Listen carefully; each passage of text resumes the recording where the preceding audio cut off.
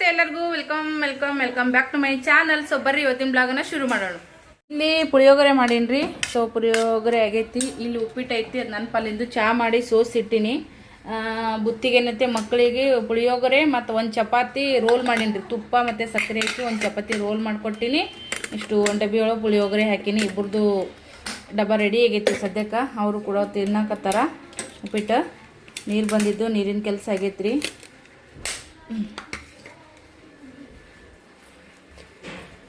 ಏನನ್ನಕತ್ತಾನಲ್ಲಿ ಅವ?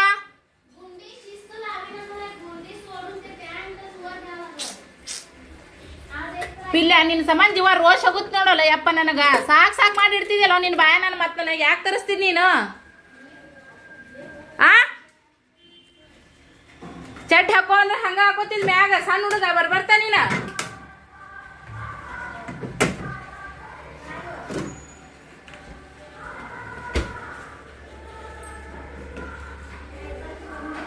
ರಿಕ್ಷಾ ನೀನು ಬಂದು ನಿಂತಾದ್ರಿ ಇನ್ನ ಇವ ಹಂಗೆ ಕೂತಿದ್ದ ನಾಷ್ಟ ಮಾಡ್ಕೋತ.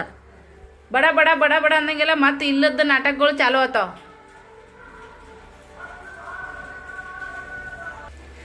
ಮುಂಚೆಲಿ ಕೆಲಸ ನಾವು ಎಷ್ಟು ಬಡ್ಕೊಂಡು ಮಾಡ್ತೀವಿ ಅಂದ್ರೆ ಏನೇನು ಇಲ್ರಿ. ಪಿಲ್ಲನ್ ಕೆಲಸ ಎದ್ದಾಗಿಂದ ಅದೊಂದು ಹಲ್ ತಿಕ್ಕೊಂಡು ಜಾಕ ಮಾಡೋದು, ಮಾಡಿಟ್ಟು ನಾಷ್ಟ ತಿನ್ನೋದು, ಇಷ್ಟು ಕೆಲಸ ಆಗಂಗಿಲ್ಲ ಅವನಿಗೆ. ಅದಕ್ಕೂ ಮತ್ತೆ ಬೆನ್ ಹತ್ತಬೇಕು. ಎದ್ದೇಳಲು ಏಳಲು ಪಿಲ್ಲೆ ಮಾಡಲು ಏಳಲು ಮಾಡಲು ಅಂತ ಹೇಳ್ಕೇಸಿ.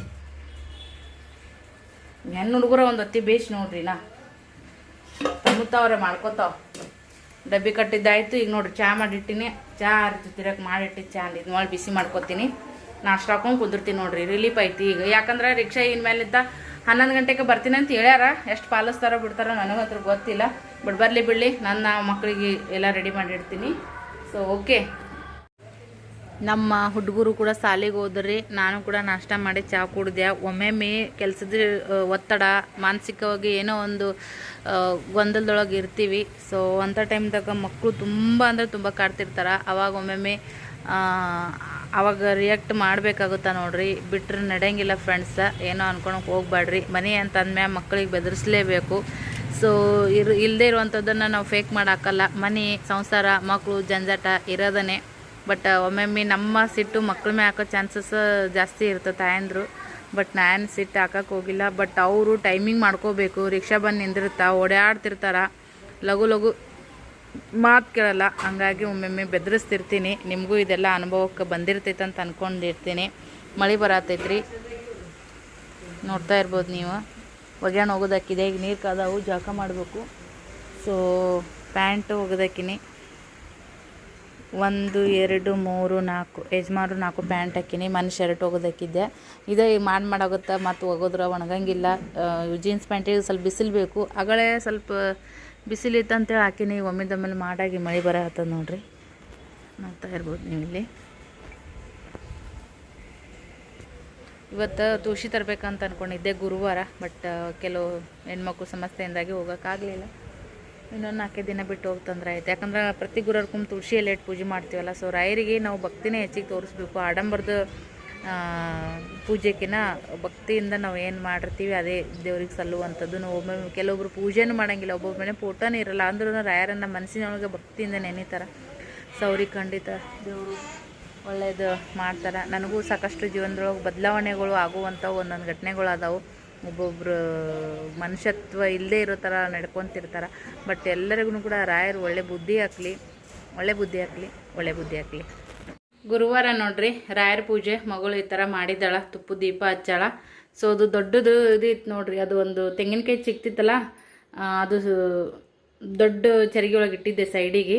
ಬಟ್ ಅಲ್ಲಿ ಮಣ್ಣು ಸಣ್ಣದು ಇದು ರೀ, ತೆಂಗಿನಕಾಯಿ ಕಳಿಸಿ ಸಣ್ಣದಾಗೈತಿ. ಇನ್ನೊಂದು ದೊಡ್ಡದೈತಿ, ಅದನ್ನು ತಿಕ್ಕಿ ಮಾಡಿ ಇಡಬೇಕು. ಮಗಳಿಗೆ ಸುಧಾರಿಸಿಲ್ಲ. ಇನ್ನೊಂದು 4 ದಿನ ಹೋಗಲಿ, ನಾನೇ ಎಲ್ಲ ಮಾಡ್ತೀನಂತ. ಸೊ ದೀಪ ಹಚ್ಚಾಳ, ತುಪ್ಪ ದೀಪನೂ ಕೂಡ ಹಚ್ಚಾಳ. ಮಧ್ಯಾಹ್ನ ಆಗಕ್ಕೆ ಬಂದೈತಿ ಈಗ. ಸೊ ಹಾಗಾಗಿ ಸಾಯಂಕಾಲ ಬಂದು ಮತ್ತು ತುಪ್ಪ ದೀಪ ಹಚ್ತಾಳೆ ನೋಡ್ರಿ. ಉದ್ದಿನ ಕಡ್ಡಿ ಅದೆಲ್ಲ ಧೂಪದೆಲ್ಲ ತರಬೇಕ್ರಿ. ಲೋಬನ ಐತಿ, ಸಾಯಂಕಾಲ ಆದರೂ ಕೂಡ ಹಾಕ್ತಾಳೆ ಮಗಳು. ಹಾಗಾಗಿ ಅದನ್ನು ನೆಕ್ಸ್ಟ್ ಟೈಮ್ ಅದನ್ನು ತೆಗೆದು ದೊಡ್ಡದು ಇಡ್ತೀನಿ ರೀ, ಅಂದ್ರೆ ಚೆನ್ನಾಗಿ ಕಾಣಿಸ್ತೈತಿ.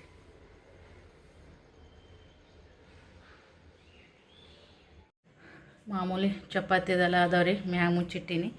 ಪುಳಿಯೋಗರೆ ಊಟ ಮಾಡೋಣ ಅಂತ ಬರ್ರಿ. ಮಧ್ಯಾಹ್ನದ ಊಟಿದು ಪುಳಿಯೋಗರೆ. ಹಬ್ಬ ವಾತಾವರಣ ಮಾಡಾತಪ್ಪ ಅಂದ್ರೆ ಸಿಕ್ಕಾಪಟ್ಟೆ ಮೈಕ ನೋಡ್ರಿ. ಹೆಣ್ಮಕ್ಳು ಜನ್ಮ ಯಪ್ಪ ಏನು ಮಾಡಿದ್ರು ಸಾರ್ಥಕ ಇಲ್ಲದ ಬದುಕು. ಏನೇ ತ್ಯಾಗಗಳು ಮಾಡಿದ್ರು, ಏನೇ ಕಷ್ಟಗಳು ಮಾಡಿದ್ರು, ಏನೇ ಸ್ಟ್ರಗಲ್ ಮಾಡಿದ್ರು ಕೂಡ ಹೆಣ್ಮಕ್ಳು ಲೈಫ್ ಮನೆಗಿರ್ತೀರಿ ಆರಾಮಾಗಿರ್ತೀರಿ ಅನ್ನೋ ಒಂದು ಪದ ಕೇಳ್ತೀವಲ್ಲ, ತುಂಬಾನೇ ಬೇಜಾರಾಗ್ತದ ನೋಡ್ರಿ. ಅದ್ರೊಳಗ ನಮ್ಗೆ ಒಳ್ಳೆ ಪ್ರಶಂಸೆ ಬೇಡ್ರಿ. ನಮ್ಮ ಮನೆ, ನಮ್ಮ ಮಕ್ಕಳು, ನಮ್ಮ ಗಂಡ, ನಮ್ಮ ಸಂಸಾರ, ನಮ್ಮ ಬದುಕು ಅಂತೇಳಿ ಇದು ನಮ್ಮ ಕರ್ತವ್ಯ ಅಂತೇಳಿ ಮಾಡ್ತಾ ಇರ್ತೀವಿ. ಬಟ್ ಅದಕ್ಕೆ ನಮ್ಗೇನು ಪ್ರಶಂಸೆ ಕೊಡೋದೇನು ಬೇಕಾಗಿಲ್ಲ. ಬಟ್ ನಮಗೂ ನೋವು ಆಗ್ತದ, ನಮಗೂ ಎಲ್ಲ ರೀತಿಯಿಂದನೂ ಕೂಡ ಒಂದು ಮನಸ್ಸು ಇರ್ತೈತಿ, ನಮ್ಮಲ್ಲೂ ನೋವುಗಳು ಇರ್ತಾವ. ಎಲ್ಲವನ್ನು ಕೂಡ ಹೆಣ್ಮಕ್ಳು ತೋರ್ಸ್ಕೊಳಕ್ಕಾಗಲ್ಲ. ನಮ್ಮ ಹೆಣ್ಮಕ್ಳು ಜಾಸ್ತಿ ಮೌನವಾಗಿ ಇದ್ದು ಬಿಡ್ತಾರಂದ್ರ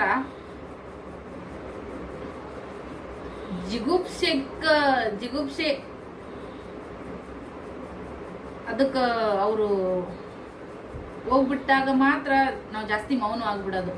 ಹೋಲ್ಬಿಡು, ಯಾರ ಹತ್ರ ಹೇಳ್ಕೊಂಡ್ರೆ ಏನು ಉಪಯೋಗ ಐತಿ, ಎಷ್ಟು ವಾದ ಹಾಕಿದ್ರು ಏನು ಉಪಯೋಗ ಐತಿ, ಅಯ್ಯೋ ನಂದಿಷ್ಟೇ ಇದು ಯಾವಾಗ್ಲೂ ಹಿಂಗೆ, ಇಲ್ಲ ನಮ್ಮ ಅಪೋಸಿಟ್ ಇರುವಂತ ವ್ಯಕ್ತಿಗಳು ಅವ್ರು ಯಾವಾಗ್ಲೂ ಹಿಂಗೆ, ಅದನ್ನ ಬದಲಾವಣೆ ಮಾಡಕ್ ಸಾಧ್ಯನೇ ಇಲ್ಲ, ನನ್ನ ಲೈಫ್ ನಾ ಅನ್ಕೊಂಡಿರೋ ತರ ಇಲ್ವೇ ಇಲ್ಲ. ಸೊ ಈ ಬದುಕು ನಾವು ಬದುಕಬೇಕಾ, ನನ್ನದಲ್ಲದ ಬದುಕಿಗೆ ನಾನು ಯಾಕೆ ಬಡ್ದಾಡ್ಬೇಕು, ಹಿಂಗೆಲ್ಲ ನಮ್ಮ ಹೆಣ್ಮಕ್ಳೆಲ್ಲ ಮನಸ್ಥಿತಿ ತುಂಬಾನೇ ಸೂಕ್ಷ್ಮ ಇರ್ತಾವು. ಸಾವಿರಾರು ಲಕ್ಷಾನ್ಗಟ್ಲೆ ಜನರು ನಾನು ವಿಡಿಯೋ ನೋಡ್ತಿರ್ತೀರಿ, ನಿಮ್ಮ ಅಭಿಪ್ರಾಯನ ಮೆಸೇಜ್ ಮಾಡ್ತಿರ್ತೀರಿ. ಹೌದಲ್ಲ, ನಿಜ, ನಾವು ಆ ಟೈಮನ್ನ ತೆಗೆದು ಬರ್ತೀವಿ, ಆ ಟೈಮಲ್ಲೂ ಕೆಲವು ಸಲ ಇರ್ತೀವಿ, ನನ್ನದಲ್ಲದ ಬದುಕನ್ನ ನಾವು ಬದುಕ್ತೀವಿ, ಇನ್ಯಾವುದೋ ಮನೆಗೆ ಮದುವೆ ಮಾಡ್ಕೊಂಡು ಬರ್ತೀವಿ, ಎಲ್ಲರನ್ನು ತೊರೆದು ಬರ್ತೀವಿ. ಗಂಡ ಅನ್ನೋ ವ್ಯಕ್ತಿ ನನ್ನ ಬದುಕಿಲ್ಲಿ ನಮ್ಮ ಬಂಗಾರ ಆಗ್ತದ ಅನ್ನೋದೊಂದು ಸಾವಿರಾರು ಆಕಾಂಕ್ಷೆಗಳನ್ನ, ಏನೇನೋ ಖುಷಿ, ಏನೇನೋ ಜಾಸ್ತಿ ಆಸೆಗಳನ್ನ ಇಟ್ಕೊಂಡಿರ್ತೀವಿ ಹೆಣ್ಮಕ್ಳು ನಾವು. ಅದು 1% ಸಾಧ್ಯ ಆಗ್ತಾ ಇಲ್ಲ ಅಂದಾಗ, ನಮ್ಮ ಬದುಕನ್ನ ನಾವು ಬದುಕ್ತಾ ಇಲ್ಲ ಅಂದಾಗ ಪ್ರತಿಯೊಬ್ಬ ಹೆಣ್ಮಕ್ಳು ಕೂಡ ಸೈಲೆಂಟ್ ಆಗ್ತಾಳ. ಮಾನಸಿಕವಾಗಿ ಆಕಿ ಒಂದು ಅನಾರೋಗ್ಯಕ್ಕೆ ಒಳಪಡ್ತಾಳ. ದೈಹಿಕವಾದಂತ ಒಂದು ಆರೋಗ್ಯ ಇರುತ್ತೆ ನೋಡ್ರಿ, ದೈಹಿಕವಾದಂತ ಒಂದು ಜಡ್ಡಿಗೆ ಅದಕ್ಕೆ ಇಲಾಜ್ ಮಾಡ್ಕೋಬಹುದು. ಅದು ಹೊರಗಡೆ ಇರ್ತೈತಿ, ಗಾಳಿಗೆ ಮಲಾಮ ಮೆಣಸನಿಗೆ ಒಣಗಿ ಬಿಡ್ತೈತಿ. ಅದ್ರ ಮನಸ್ಸಲ್ಲಿ ಮಾನಸಿಕ ಕಾಯಿಲೆ ಅನ್ನೋದು ಏನ್ ಇರ್ತೈತಿ ನೋಡ್ರಿ, ಅದ ಹೆಣ್ಮಕ್ಳಿಗೆ ಅದು ಹೊರಗಡೆ ಇರಲ್ಲಲ್ಲ, ಅದು ಹೊರಗಡೆ ತೋರ್ಸಕ್ ಆಗಲ್ಲಲ್ಲ. ಸೊ ಹಾಗಾಗಿ ಅದಕ್ಕೆ ಮುಲಾಮ್ ಹಚ್ಬೇಕಾಗಿರುವಂತ ವ್ಯಕ್ತಿಗಳು ಯಾರಂದ್ರ, ನಮ್ಗೆ ಯಾರು ಬೇಜಾರ್ ಮಾಡ್ತಿರ್ತಾರ, ನಮ್ಗೆ ಯಾರು ನೋವು ಕೊಟ್ಟಿರ್ತಾರ, ನಾವು ಯಾರನ್ನ ಇಷ್ಟಪಡ್ತಿರ್ತೀವಿ, ಸೊ ಅವ್ರು ಮಾತ್ರ ಆ ಮುಲಾಮ್ ಅನ್ನೋ ಒಂದು ಪದಾರ್ಥನ ಅವರು ಹಚ್ಲೇಬೇಕಾಗ್ತದ. ಅದು ಪ್ರೀತಿ ವಿಶ್ವಾಸದಿಂದ ಅಷ್ಟೇ. ತುಂಬಾ ಜನ ಕಾಲ್ ಮಾಡ್ತಾ ಇರ್ತೀರಿ. ನನಗಂತೂ ಈಗ ನನ್ನ ಸೋಷಿಯಲ್ ಮೀಡಿಯಾದಾಗ ನನ್ನ ಬಿಸ್ನೆಸ್ಸಿಗೋಸ್ಕರ ನಾನು ನಂಬರ್ ಹಾಕಿದ್ದೀನಿ. ಭಾಳ ಜನ ಹೆಣ್ಮಕ್ಳು ಕಾಂಟ್ಯಾಕ್ಟ್ ಮಾಡ್ತಾರ, ಮಾತಾಡ್ತಾರ. ಖಂಡಿತ ಮಾತಾಡ್ತೀನಿ, ಇಲ್ಲ ನಂಗಿಲ್ಲ. ಬಟ್ ವಿಡಿಯೋ ಮಾಡುವಾಗ ಏನಾದ್ರೂ ಕೆಲಸ ಇತ್ತು, ಬೆಳಗ್ಗೆ ಮಕ್ಳಿಗೆ ಡಬ್ಬಿ ಕಟ್ಟೋದಿತ್ತಂದ್ರೆ ಒಂದೊಂದ್ಸರಿ ಕಾಲ್ ರಿಸೀವ್ ಮಾಡಲ್ಲ. ಬಟ್ ನಾನು ರಿಟರ್ನು ಕೂಡ ಕಾಲ್ ಮಾಡೋದು ಕಡಿಮೆ. ಮೆಸೇಜ್ ಇದ್ರೆ ರಿಪ್ಲೈ ಕೊಡ್ತೀನಿ, ಬಟ್ ಕಾಲ್ ಮಾಡಿದಾಗ ರಿಟರ್ನ್ ನಾನು ಕಾಲ್ ಮಾಡೋದು ಸ್ವಲ್ಪ ಕಡಿಮೆ. ಸೊ ಹಾಗಾಗಿ ತುಂಬ ಜನ ನಿಮ್ಮ ನೋವನ್ನು ಹೇಳ್ಕೊತಾ ಇರ್ತೀರಿ. Thank you. ನನ್ನನ್ನು ನಿಮ್ಮ ಮನೆ ಹೆಣ್ಮಕ್ಳು ಥರ ನೋಡ್ತೀರಿ, ನಿಮ್ಮ ಫ್ರೆಂಡ್ ಥರ ನೋಡ್ತೀರಿ, ಅಕ್ಕ ತಂಗಿ ಥರ ಅನ್ಕೋತೀರಿ. ಸೊ ನಿಮ್ಮ ಭಾವನೆಗಳನ್ನ ನನ್ನ ಜೊತೆ ವ್ಯಕ್ತಪಡಿಸ್ತಾ ಇರ್ತೀರಿ. ಅಕ್ಕ ವಿಡಿಯೋ ಮಾಡಿ ಹೇಳ್ರಿ, ಇದ್ರ ಬಗ್ಗೆ ಮಾತಾಡ್ರಿ ಅಂತ ಹೇಳ್ತಾ ಇರ್ತೀರಿ. So thank you so much. ನಿಮ್ಮ ಒಂದು ನೋವಿಗೆ ಒಂದು ಪುಟ್ಟ ಸಮಾಧಾನಕರ ಆಗುವಂತ ಒಂದು 2 ಮಾತು ವಿಡಿಯೋದೊಳಗೆ ಮಾತಾಡಿ ಅದರ ಬಗ್ಗೆ ಕಮೆಂಟ್ ಮಾಡ್ತಾ ಇರ್ತಾರಲ್ಲ, ಅದನ್ನ ನೋಡಿ ನೀವು ಖುಷಿ ಪಡ್ತೀರಿ, ನಿಮ್ಗೆ ಸಮಾಧಾನ ಆಗುತ್ತಂದ್ರೆ ನಾನು ಅದು ಯಾವತ್ತೂ ಕೂಡ ಮಾಡ್ತೀನಿ. ರೊಕ್ಕ ರೂಪಾಯಿ ಕೊಟ್ಟು ಸಹಾಯ ಮಾಡೋದು ಅದು ದೊಡ್ಡದು. ಅದರಲ್ಲೂ ನಮಗೆ ಮಾನಸಿಕವಾಗಿ ಸಪೋರ್ಟ್ ಸಿಗೋದು ಭಾಳ ಒಂದು ಅವಶ್ಯಕತೆ ಇರ್ತೈತಿ. ಹೆಣ್ಮಕ್ಳು ಕೊರಗಬೇಡ್ರಿ ಅಂತೀವಿ, ಕೊರಗಬೇಡ್ರಿ. ಯಾವುದೋ ಒಂದು ವಿಷಯ ನಿಮ್ಮನ್ನು ಕಾಡ್ತೈತೆ ಅಂದ್ರೆ ಅದನ್ನ ಬಿಟ್ಟಾಕ್ಬಿಡ್ರಿ. ಆ ವ್ಯಕ್ತಿಗಳ ಬಗ್ಗೆ ವಿಚಾರ ಬಿಟ್ಟು ಬಿಡ್ರಿ. ಹೇಳೋದು ಸಾಮಾನ್ಯ, ಸುಲಭ. ಬಟ್ ಆ ಜಾಗದಾಗ ನಾನೇ ಇರ್ತೀನಿ ಅಂದಾಗ ಅದು ಮಾಡೋಕ್ಕಾಗಲ್ಲ. ಬಟ್ ನಮ್ಮನ್ನ ಪ್ರೀತಿ ಮಾಡೋರು ನಮ್ಗೆ ಕೊರಗ್ರಿ ಅಂತ ಹೇಳಕ್ ಸಾಧ್ಯ ಆಗಲ್ಲ. ಸೊ ಸಮಾಧಾನ ಮಾಡಲೇಬೇಕಾಗ್ತದ. ಅದು ಆ ಒಂದು ರೂಟ್ನೊಳಗೆ ಹೋಗಿ ಸಮಾಧಾನ ಮಾಡ್ತಿರ್ತಾರ. ಬಟ್ ಕೆಲವೊಂದನ್ನ ಬದಲಾವಣೆ ಮಾಡೋಕ್ಕಾಗಲ್ಲ, ಒಟ್ಟಾಗಲ್ಲ. ಒಬ್ಬೊಬ್ರು ಸ್ವಭಾವ ಹುಟ್ಟುಗುಣ ಸುಟ್ಟರು ಹೋಗಲ್ಲ ಅಂತಾರ. ಸೊ ಆ ಥರ ಒಬ್ಬೊಬ್ರು ಸ್ವಭಾವ ಇರ್ತೈತಿ. ಬಟ್ ಎಲ್ಲರದು ಮನುಷ್ಯ ಆದ್ಮ್ಯಾಗ ಒಬ್ಬೊಬ್ರಿಗೂ ಒಂದೊಂದು ಸ್ವಭಾವ ಇರ್ತೈತಿ. ಬಟ್ ಬುದ್ಧಿಗೇಡಿಗಳಿಗೆ ದುರಂಕಾರ ಜಾಸ್ತಿ ಅಂತ. ಬುದ್ಧಿ ಇರುವವರು ಯಾವಾಗಲೂ ಎಲ್ಲರಿಗೂ ತಲೆಬಾಗಿನೇ ನಡೀತಾರಂತ. ಅದು ವಿದ್ಯೆ ಇರೋಗಲ್ಲ, ಬರೀ ವಿದ್ಯೆ ಇದ್ದವ್ರಿಗೆ ಅಷ್ಟೇ ಬುದ್ಧಿ ಅಂತಲ್ಲ. ವಿನಯದ ಬುದ್ಧಿ ಯಾರಿಗಿರ್ತೈತೆ ನೋಡ್ರಿ. ಸೊ ಅವರು ಯಾವಾಗಲೂ ತಲೆಬಾಗಿನೇ ನಡೀತಾರ. ಅದರಲ್ಲಿ ನಮ್ಮ ಹೆಣ್ಮಕ್ಳು ಜಾಸ್ತಿ. ಗಂಡು ಮಕ್ಳಿಗೆ ಒಂಚೂರು ಅಹಂಕಾರ ದುರಹಂಕಾರ ಜಾಸ್ತಿ. ಎಲ್ಲರೂ ಅಂತಲ್ಲ, ದಯವಿಟ್ಟು ತಪ್ಪು ತಿಳ್ಕೊಬೇಡ್ರಿ ಅಂತಮ್ರು. ಕೆಲವೊಬ್ರು ಇರ್ತಾರ, ಹೆಣ್ಮಕ್ಳಲ್ಲೂ ದುರಹಂಕಾರ ಐತಿ, ಗಂಡು ಮಕ್ಕಳಲ್ಲೂ ದುರಹಂಕಾರ ಐತಿ. ಬಟ್ ನನ್ನದು ಅಂತ ಬಂದಾಗ ನನ್ನಲ್ಲಿ ಯಾರು ಹೆಚ್ಚು ಯಾರು ಕಡಿಮೆ ಅನ್ನೋದು ನನ್ನ ಭಾವನೆ ಇರ್ತೈತಿ. ಅದೇ ಥರ ನಿಮ್ದು ಕೂಡ. ಸೊ ನಾನು ಕೂಡ ಇವಾಗ ಮನೆ ಕೆಲಸ ಅಂದ್ರೆ ಅದೇನು ಸಣ್ಣದಲ್ಲ. ನಾವು ಮಾಡುವ ಕೆಲಸನೇ ನಾವು 4 ದಿನ ಬಿಟ್ಟು ಕುಂತ್ರ ಅದು ಮನೆ ಆಕಾರನ ಹಿಂಗಿರಂಗಿಲ್ಲ. ಸೊ ಹಾಗಾಗಿ ಹೆಣ್ಮಕ್ಳನ್ನ ದಯವಿಟ್ಟು ಗೌರವಿಸ್ರಿ, ಗೌರವದಿಂದ ನೋಡ್ರಿ. ಯಾರು ಕೂಡ ಕೀಳಾಗಿ ಕಾಣಕ್ ಹೋಗ್ಬೇಡ್ರಿ. ಅವಳಲ್ಲೂ ಒಂದು ಮನಸ್ಸು ಇರ್ತೈತಿ, ಅವಳಲ್ಲೂ ಭಾವನೆಗಳು ಇರ್ತಾವು. ಬರೀ ಮನೆ ಕೆಲಸ ಅದನ್ನ ಇಡೀ ಜೀವನನೇ ಹೆಣ್ಮಗಳು ತನಗೋಸ್ಕರ ತಾನು ಸವಿಸ್ತಾಳ. ಮನಿ ಕೆಲಸನೂ ಮಾಡಿ ಹೊರಗಡೆ ಡ್ಯೂಟಿ ಮಾಡುವಂತ ಹೆಣ್ಮಕ್ಳಿಗೆ ಸಾಷ್ಟಾಂಗ ನಮಸ್ಕಾರ, ಕೈ ಎತ್ತಿ ಮುಗಿಬೇಕು.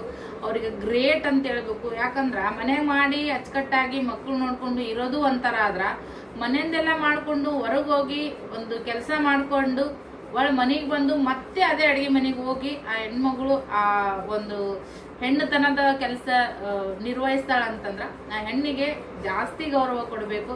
ಆ ಹೆಣ್ಣಿಗೆ ಗ್ರೇಟ್ ಅಂತ ಹೇಳ್ಬೇಕು. ನಿಜವಾಗ್ಲೂ ದಯವಿಟ್ಟು ಹೆಣ್ಮಕ್ಳನ್ನ ಗೌರವದಿಂದ ನೋಡ್ರಿ. ಭಾಳ ಜನ ಹೇಳ್ಕೊಳ್ಳುವಂತ ಒಂದು ಮಾತು ಅಂತಂದ್ರ, ನಮ್ಮವರೇ ನಮ್ಮನ್ನ ಕೇಳಾಗಿ ನೋಡ್ತಾರ.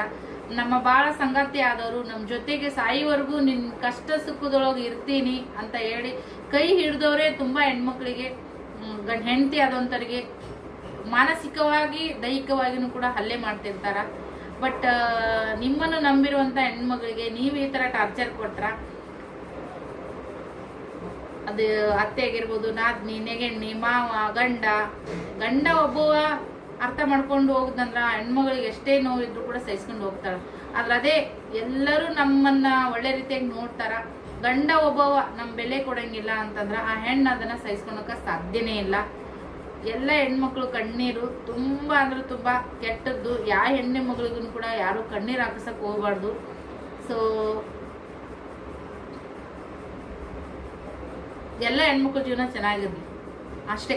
ಓಕೆ, ಸ್ವಲ್ಪ ನಾನು ಕೂಡ ಈಗ ರೆಸ್ಟ್ ಮಾಡ್ತೀನಿ. ಮತ್ತೆ ಆಯ್ತು ಇನ್ನೊಂದು 2 ತಾಸಿ ಮಕ್ಕಳು ಬರ್ತಾರ, ಎಲ್ಲ ಮಾಡಿ ಕುಂದ್ರಬೇಕನ್ನೋ ಅಷ್ಟೊತ್ತಿಗೆ ಮಧ್ಯಾಹ್ನ ಆಗ್ಬಿಡ್ತು. ಇವಾಗ ಸ್ವಲ್ಪ ಹೆಚ್ಚಿಗೆ ಕೆಲಸ ಇತ್ತು, ಹಾಗಾಗಿ ನಂದು ಒಂದೇ ಇಲ್ಲ ಕೆಲಸ.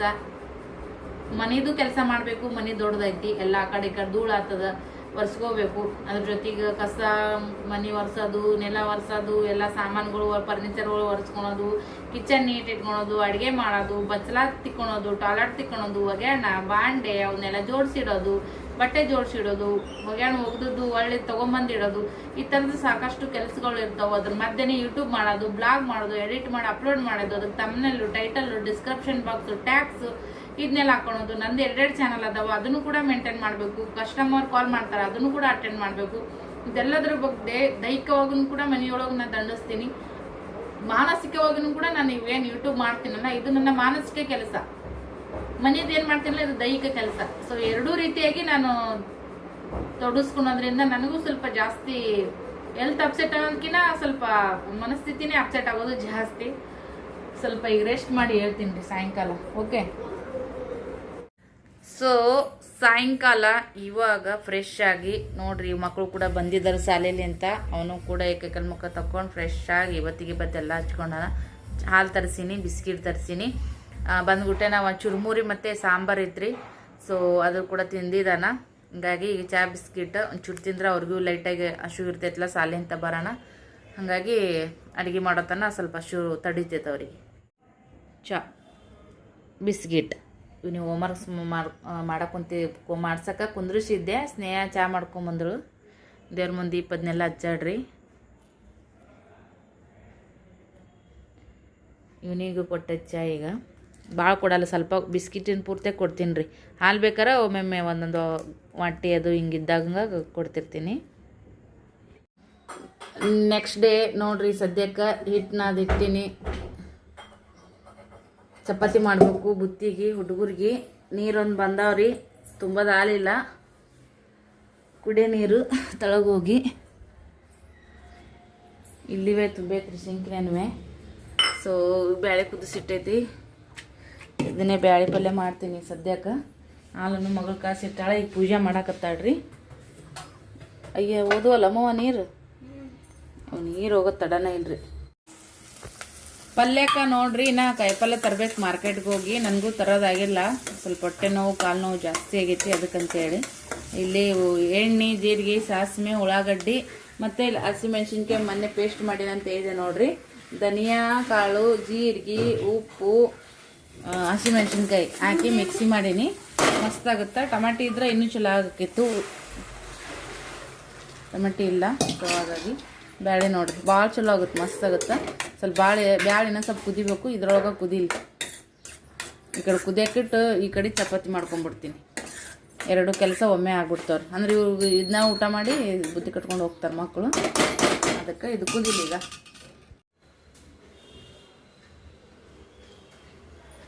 ಈಗ ಮೇಡಮ್ ತಲೆ ಇಟ್ಕೊತೀನಿ ನೋಡ್ರಿ ಸದ್ಯ. मग दीदी तुझ्या ऑर्डर झाल्या. दीदी तुझ्या ऑर्डर झाल्या.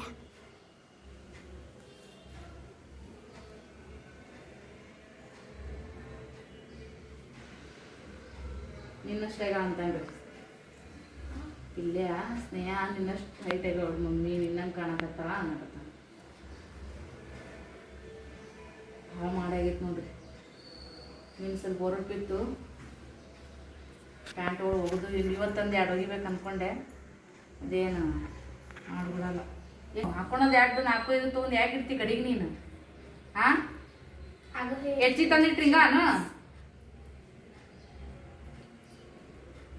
ಒಂದೇ ಕಡೆ ಇಲ್ಲ ಅಂತ ಹೆಚ್ಚಿ ತಂದು ಇಡ್ತೀನಿ ರೀ. ಅವು ತಂದು ಇಟ್ಟಂಗೆಲ್ಲ ಮತ್ತೊಂದು ಕಾಯ್ಕೊಂಡು ಹೋದ್ರೆ ಚಂದಾಗ ಹಾಕೊಳಕ್ ಬರ್ತಾವ.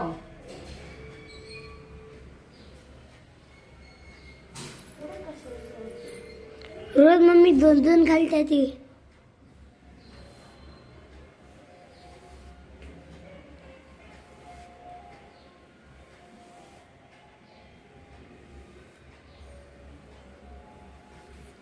काळे आले.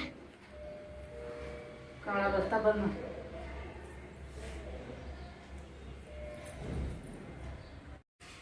ಬೂಟ್ ಹಾಕ್ಕೊಂಡು ಮನೆ ಮುಂದೆ ಇಲ್ಲೆಲ್ಲ ನೋಡ್ರಿ ಯಾಪರಿ ಧೂಳು ಕೆಡವಾನಿ. ಸದ್ಯಕ್ಕೆ ಬಾಕುಲ್ ಬಲ್ಲಕ್ಕಿ ನನ್ನ ಮಗ ಬೀಚ್ ಪಟ್ಟದ್ ಬರ್ತದ ರಿಕ್ಷೆಗ. ಅದಕ್ಕೆ ಈಗ ಅವನಿಗೆ ಕಸ ಬಿಡಕ್ಕೆ ಹಚ್ಚಕತ್ತೇನೆ ರೀ. ನೋಡ್ರಿ ಎಲ್ಲ ಹಿಂಗೆ ಸುಮ್ಮನೆ ಮಾಡೋದು ಬಾಕುಲ್ ಮುಂದೆ. ಹುಚ್ಚ ನನ್ನ ಮಗ. ಗೊತ್ತಿಗಿತ್ತಿ ಎಲ್ಲ ಕಟ್ಟಿನಿ. ಬ್ಯಾಗಿಗೆಲ್ಲ ಸಜ್ಜು ಮಾಡಿ ಸೈಡಿಗೆ ಒತ್ತಡ ಸೈಡಿಗೆ ಒತ್ತು. ಈಗೆಲ್ಲ ಹುಡುಗಿ ಈಗ ಮತ್ತೆ ಈಗ ಹೋಗತ್ನೇ ನೀವು ಒಡಿಸ್ಕೊಂತಿದ್ ಮತ್ತೀಗ ಇಲ್ಲೇ ಬಾಜು ಕತ್ಮೋ. ಆಮೇಲೆ ಸುಪ್ಲೆಗೆ ಹಾಕ್ತೀನಿ ನಾನು. ಇಲ್ಲಿಗೆ ಸುಪ್ಲಿ ತಂದು ಕೊಡೋದಿದ್ದೀಗ ಅಜ್ಜಿ ಮನೆ ಮುಂದೆ ಬಿದ್ದೈತಾನೆ ನೋಡು.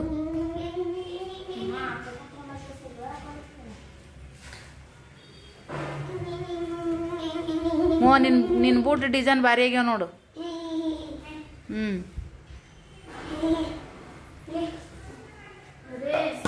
ಪಪ್ಪಗೆ ತೋರಿಸಿ ಬರೋಣ. ಹಾಂ ಅಪ್ಪಂದು ಭಾರಿ ಇರ್ತೈತಿಲ್ಲ ನಿಮ್ಗೆ ಒಡ್ಡು ಹೇಳೋದು. ಅದಕ್ಕೆ ಗಪ್ ಕೂತೀನಿ ನಾನೀಗ. ಚಪಾತಿ, ಬ್ಯಾಳಿ ಪಲ್ಯ ಮತ್ತು ಒಂದು ಚಪಾತಿ ತುಪ್ಪ ಸಕ್ಕರೆ ಹಾಕೊಂಡ್ಬಂದು ನೋಡ್ರಿ. ಬಿಸಿದ ಚಪಾತಿ ಆರೋಯ್ತು.